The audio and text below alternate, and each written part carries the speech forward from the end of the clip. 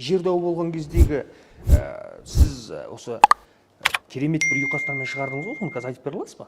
Айтып бере аламын. Темірді саттың басқаға, көмірді саттың басқаға, сатқанның жөні осы деп жеріңді саттың басқаға. Жағын ашпады бір атай, көзін ашпады бір апай, балаңды саттың бейшара, далаңды саттың ұятай. Сатылды таулар шыңдарда, өзен көл қырат қырларда, мұнайды саттың демеймін құдай сатқан құлдарға. Қызыққа тоймай жастар жүр, өмірге тоймай көп шал жүр, ақшаға көзің тояма, көзіңе жарың шөп салғыр. Атамның жерін сатқан ол, анасы бекер тапқан ол, осы өлең саған жетсе екен, көріңдетін жатпағыр. Бабалар қонып атқа дүр, шайқаспен жеткен шаққа бұл, солардай ұлтшыл ұл жоқ па, тақияда бір тақта бір, жетпейді таңға кештік ас, сонда да қалмас ешкім аш. Жерімді саттым дейсің ғой, еліңді саттың ешкі бас. Аштық келсе де көнерсің, көнбесең зарлап өлерсің, жерін сатқандар сол кезде көтінде сатар көрерсің.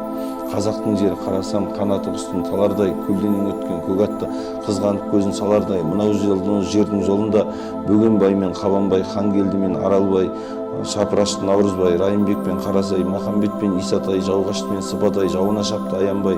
Бабамның қанын төгілді, даламды бояп бояудай. Жерім сатпа ағалар, доллар мекен болардай, доллар қорған болардай. Жерім сатсаң сол күні жұмыстан қал оралмай, ұлың менен қызыңның қызығын қал көре алмай.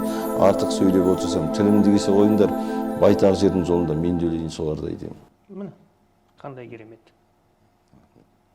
Деп шығарып едім. Осы өлең енді бұл Фейсбукта неде 2016 жылы қатты тарады.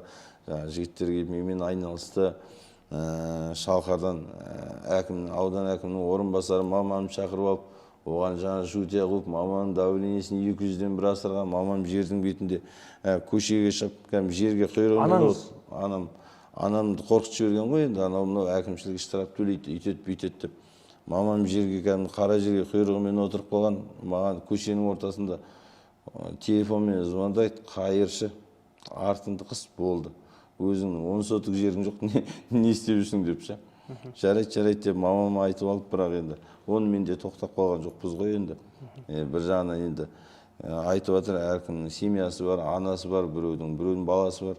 Өйтіп артымызды ойлап қорқа беруге де болмайды ғой. Кезінде Алаштың көсемдерінің анасы болған жоқ па, әйелдері болған жоқ па. Соның бірде-біріне қарамай қырылып кетті ғой. Мінекей нағыз бәрі қазақтың Алаш орданың көсемдері, бәрі ақындар солардың бәрі.